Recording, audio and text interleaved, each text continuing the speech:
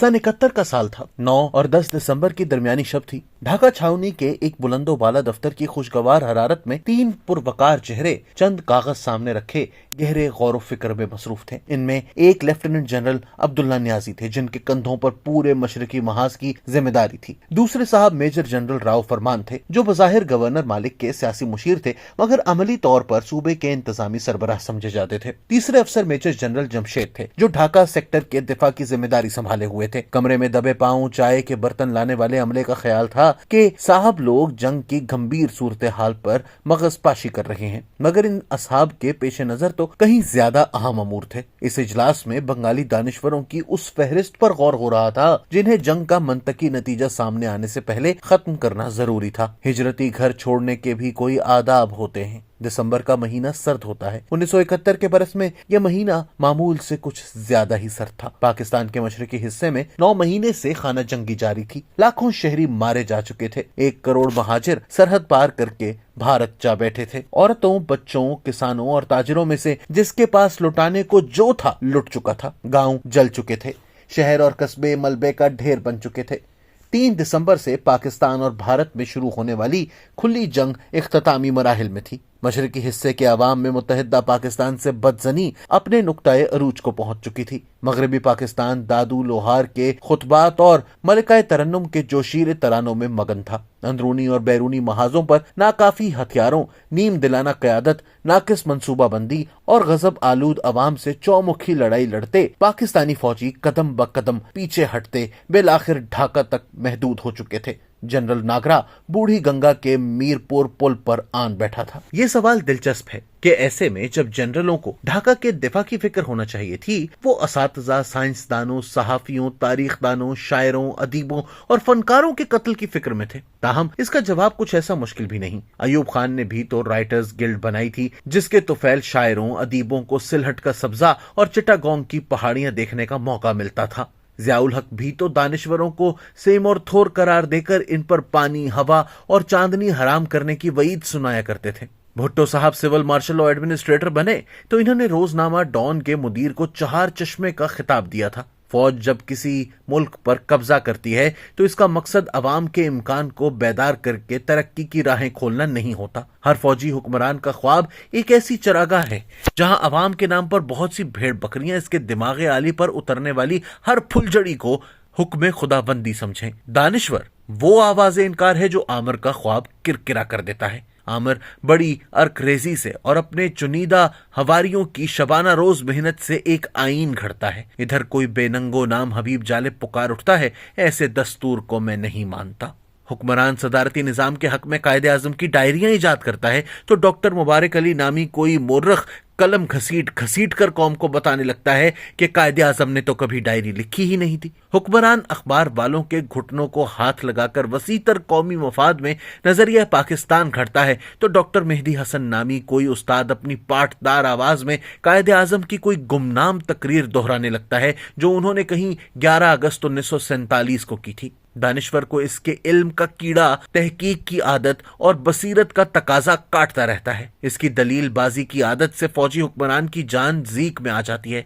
हर अहद में अल्ताफ गौहर, इब्न हसन, नवाबजादा शेर अली खां, राजा जफरुल हक, जाम सादिक और शेर अफगन जैसे मुहिब्बे वतन जाबिर सुल्तान को ये हक सुनाते रहते हैं कि अगर मुट्ठी भर दानिश्वरों का टेटवा दबा दिया जाए, सहाफियों को गर्मी में मियाँ वाली और सर्दी में मुजफ्फराबाद की सैर कराई जाए, शायरों की शराब बंदी कर दी जाए, यूनिवर्सिटियों को हवलदारों के हवाले कर दिया जाए तो अवाम बेहतर तौर पर बरकाते हुकूमत खुद आरा से आगाह हो सकते हैं। मीर मोहम्मद खान जैसे शहर यारों का नुस्खा ये होता है कि हालात दुरुस्त करने की बजाय हालात की खराबी की निशानदही करने वालों के मुंह बंद करवा दिए जाएं। इन खैर अंदेशों की तकरीरें पुरतासीर में ऐसी लज्जत होती है कि रफ्ता रफ्ता खुद हुक्मरान को भी यकीन होने लगता है कि दानिश्वर मुल्क दुश्मन, बदअंदेश, नीज खूनी पेचिश में मुब्तला किसी ग्रोह का नाम है जिसकी बेखुनी ही में कौम की फलाह है। मुत्तहिदा पाकिस्तान में उर्दू, इस्लाम और भारत दुश्मनी की 3 पहियों वाली साइकिल चलाने वाले हमेशा यही कहते और समझते रहे कि मशरकी पाकिस्तान की बेगानगी का असल सबब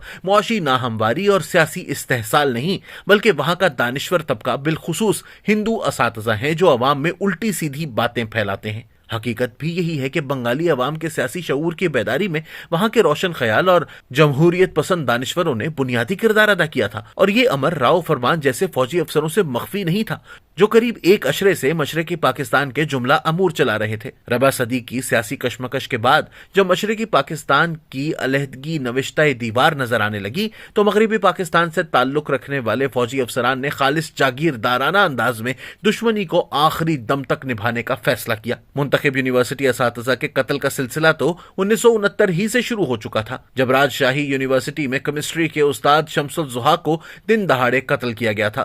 25 مارچ 1971 کی قیامت خیز رات کے مقتولوں میں ڈھاکہ یونیورسٹی کے متعدد اساتذہ بھی شامل تھے۔ عوامی لیگ کی منتخب قیادت کے بھارت جانے کے بعد منعقد ہونے والے ضمنی انتخابات میں جماعت اسلامی فوجی قیادت کے بہت قریب آ گئی۔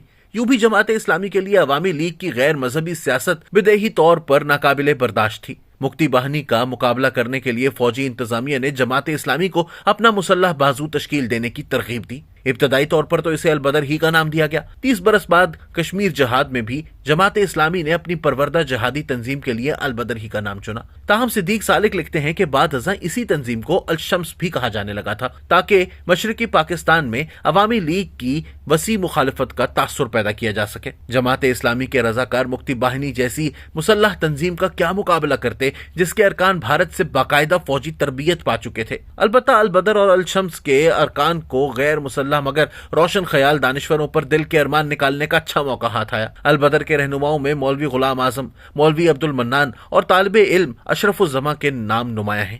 البدر کو فوجی تربیت کے لیے باقاعدہ سرکاری تعلیمی ادارے مہیا کیے گئے۔ سیکولر دانشوروں کو جسمانی طور پر ختم کرنے کے اس سلسلے کا ہولناک ترین واقعہ پاکستانی فوج کے ہتھیار ڈالنے سے صرف 2 روز قبل 14 دسمبر کو پیش آیا۔ واقعات کے مطابق البدر کے ارکان نے ایک باقاعدہ فہرست کے مطابق آدھی رات کو ڈھاکہ کے 2 درجن سے زیادہ چیدہ دانشوروں کو اغوا کیا۔ ان میں سے بیشتر اساتذہ یا تو اپنے شعبوں کے سربراہ تھے یا علمی اور ادبی حلقوں میں نہایت نمایاں مقام رکھتے تھے۔ انہیں مختلف مقامات پر رکھ کر شدید تشدد کا نشانہ بنایا اور پھر ریئر بازار اور میرپور نامی 2 مقامات پر انہیں بہیمانہ طریقے سے موت کے گھاٹ اتار دیا گیا۔ 17 دسمبر کو ان کی مسخ شدہ لاشیں کچے بند کے قریب پایاب پانی سے برآمد ہوئیں۔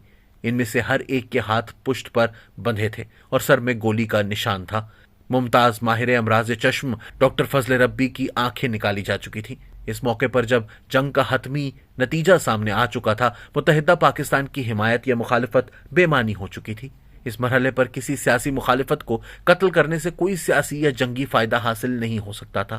حمود الرحمان کمیشن کے سامنے لیفٹیننٹ جنرل عبداللہ نیازی، میجر جنرل راؤ فرمان اور میجر جنرل جمشید تینوں نے اس نوعیت کی فہرست سازی کا اقرار ضرور کیا مگر فوج کے اس کارروائی میں ملوث ہونے سے انکار کیا۔